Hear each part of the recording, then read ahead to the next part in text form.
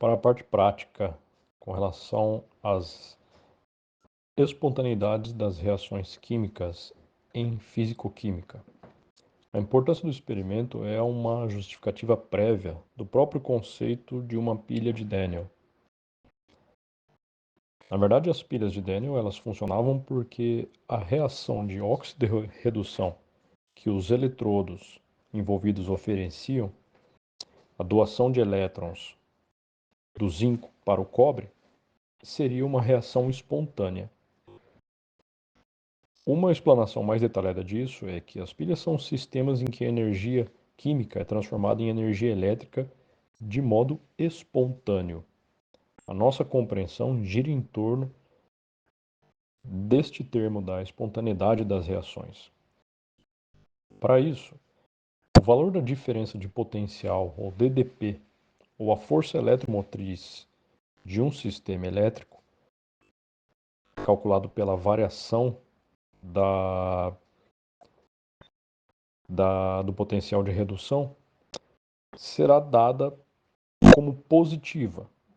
E como foi explicado, o valor da variação de potencial de redução pode ser calculado através dos valores do elemento de redução e do elemento de oxidação. Para que a reação ocorra espontaneamente, é necessário que o elemento ou íon que se oxida possua maior potencial de oxidação e que o elemento íon que se reduz possua maior potencial de redução. Para tanto, é de se observar que o valor da variação do potencial de redução, se negativo, a reação não será espontânea. Ela não ocorre e, eventualmente, se estivesse montado em um sistema de pilha, essa não funcionaria.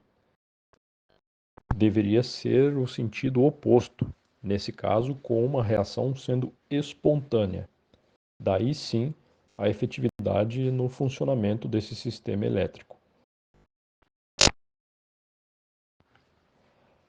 O procedimento para o ensaio de espontaneidade das reações é realizado a partir da montagem de adição de 50 ml das soluções a seguir em beckers separados.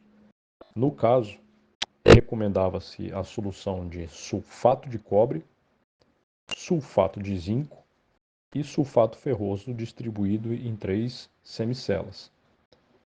Poderia ser utilizado o sulfato de níquel, mas este foi dispensado para o nosso experimento.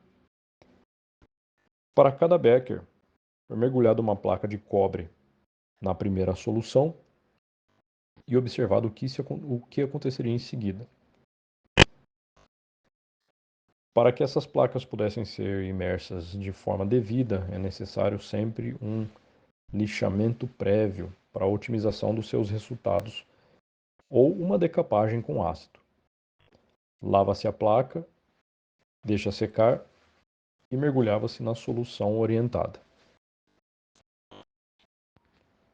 Para cada placa metálica de cobre, zinco e ferro, também solicitadas para esse experimento, foram mergulhadas de forma revezada nessas soluções de sulfato de cobre, sulfato de zinco e sulfato ferroso. Como resultados parciais para a detecção se há espontaneidade ou não das reações envolvendo essas placas metálicas e as suas respectivas soluções, foram determinados os seguintes resultados. Para a substância ferro, representada por uma estrutura de prego, para a solução de sulfato ferroso, não houve reação espontânea. O mesmo prego de ferro mergulhado na solução de sulfato de zinco também não apresentou reação espontânea. O prego só apresentou reação espontânea quando mergulhado na solução de sulfato de cobre. Já para a placa de zinco, houve reação espontânea, quase que de imediato, quando mergulhado numa solução de sulfato de ferro. A mesma placa de zinco não apresentou reação espontânea quando mergulhada numa solução de sulfato de zinco. E, por fim, a placa metálica de zinco apresentou reação espontânea quando mergulhada na solução de sulfato de cobre. Uma terceira etapa, com uma placa de cobre, não apresentou reação espontânea quando mergulhada numa solução de sulfato de ferro. A mesma placa de cobre também não apresentou reação espontânea quando mergulhada numa solução de sulfato de zinco.